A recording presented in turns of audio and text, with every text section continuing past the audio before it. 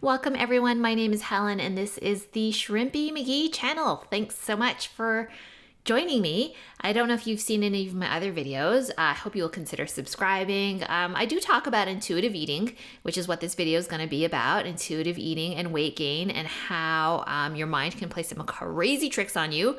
But usually I do short hair videos and videos about hairstyles, makeup, thinning hair, stuff like that. So if any of that applies to you, I really hope that you'll consider hitting that subscribe button below and also giving this video a like if you like it.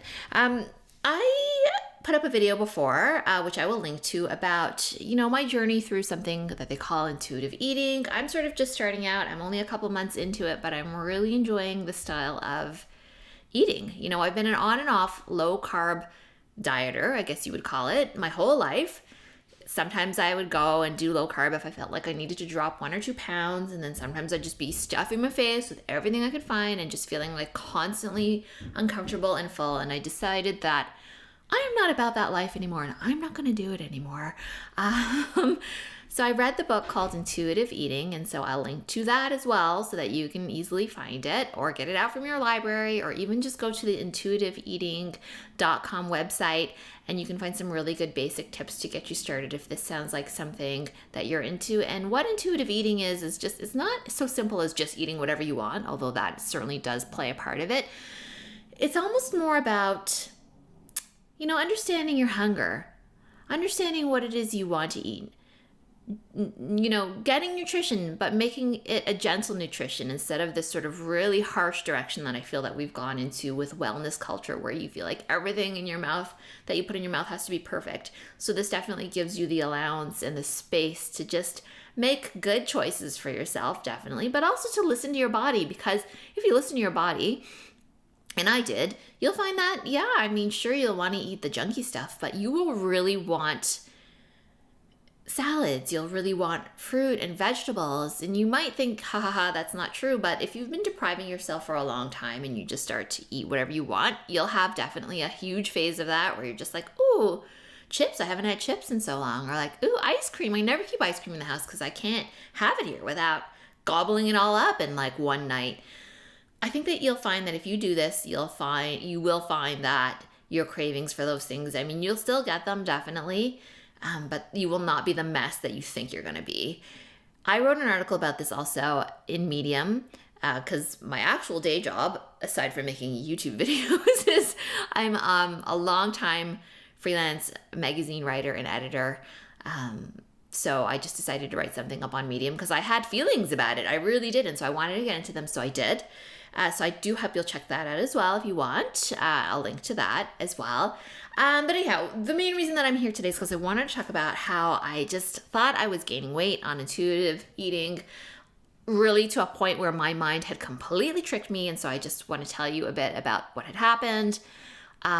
Just to show, psychology is such a strong thing, especially when it comes to issues of your body, issues of how much you're eating, how much you think you weigh, and even just having these distorted ideas about what you look like, and how they can be completely wrong. So in intuitive eating, you're not really supposed to weigh yourself. You're really supposed to try and get past all of that. And I am trying to. It really is a work in progress. And I don't weigh myself as frequently as I used to because it doesn't really matter. How much am I going to gain? A few pounds here or there. Am I going to lose anything? I don't know. I don't really care. I can sacrifice a bit of weight if it means never having to be so obsessed about food. And I had become obsessed about the things that I couldn't have.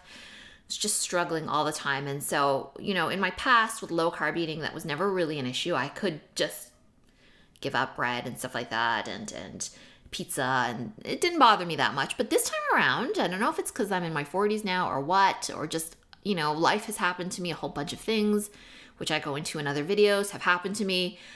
I just couldn't do it anymore. So I stopped. I'm like, I'm not going to do it anymore. Anyway, okay, I'm rambling.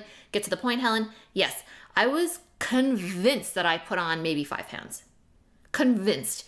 You wouldn't have been able to tell me otherwise. I was sure that a pair of pants I had bought a month ago were so tight now around the thighs, especially because that seems to be where I'm gaining weight lately. I could have sworn up and down that I was heavier. I just could feel it around my waist. I just felt, was I bloated? I don't know. I just was thinking for sure I put on 5 pounds. There's nothing wrong with putting on 5 pounds, by the way, people. The thing with intuitive eating is, you're going to get to whatever weight you're going to be at. You can diet as much as you want. Even if you do, you'll probably just get back up to that weight anyway, because dieting ultimately fails. Very, very few people. Like, the failure rate for diets are crazy high, like in the 80s or maybe even higher than that. I don't know the statistic off the top of my head. I am not a registered dietitian who specializes in intuitive eating. If that's something that you think that might help you, think about doing that. I'm not, and nor do I pretend to be a healthcare professional in that regard, or anybody who's any sort of nutrition specialist. I'm just sort of talking about my own journey. But anyhow, I could have sworn up and down that I gained all this weight. My pants were tight. I was just feeling so crappy about myself. I'm like, I'm going to weigh myself tomorrow morning. So tomorrow morning, the next morning came, and I thought, okay, it's nice and early. I haven't had my coffee, haven't had my water. I had read in the intuitive eating book, not that this matters because we're supposed to be getting away from weight talk, but that like drinking a big glass of water can weigh like 1 pound. Pretty sure I read that. Don't know how accurate it is, but anyhow, suffice it to say, I hadn't eaten, hadn't drank, and hadn't completely gone to the washroom yet. I know that's TMI, but most of us like to weigh ourselves in the morning after we sort of done our morning duties. But anyway, I thought I'll just allow myself like 1 pound of weight just for like any excess water or other stuff that I might be carrying, from the day before. So I weighed myself, and what do you think happened? Anybody? Bueller? Nothing happened. I was the exact same weight that I had been when I had started. And I have been eating absolutely everything that I want. I have been eating ice cream. I've been eating sweets every night. I've been eating fried chicken. I've been eating pasta. I've been eating pizza. Like, whatever I want, I just eat it. But you know what the difference is now? The difference is now that I don't restrict myself on any of those things. I actually don't care about eating that much of it. And now that I'm in a better frame of mind, I can say to myself, hey, I need a salad as well, or else I'm not going to feel great if I just eat all this. Like, I'm going to feel kind of bloated, and I might even be constipated or whatever the next day. So I make those good choices. I make the choices of gentle nutrition, which is what it is called, instead of that horrible, harsh, mean nutrition where we force ourselves to eat perfectly. For what? Really? For what? If you're a sensible person and you have a medium amount of knowledge about nutrition, you know how to make good choices, and I think you will make good choices. And you know what? In my case, I didn't gain weight. It's fine if I did. Many people do. Many people don't. But I'm just saying, my mind completely played a trick on me. Could have swore my pants were tight. Apparently, it was all in my head, because the next day it was like literally what I normally weighed. I gave myself the extra latitude of like 1 pound. I was like, okay, you know what? I'll give myself an extra pound, because like I said, I didn't completely use the washroom entirely. Gross, I know, but so I give myself that pound. And so once I deducted for that pound, I had not gained anything, and even if I did, no big deal. Okay, say if it were 1 pound, big deal. I've been eating and like enjoying my life and stuff like that. So I'm pretty convinced this is the way to go. Intuitive eating. I'm going to stick with this journey, and I'll try and update the space with how that's going. I'm really trying to stay strong. Please do comment if you're doing this yourself as well. I would so much love to hear from you.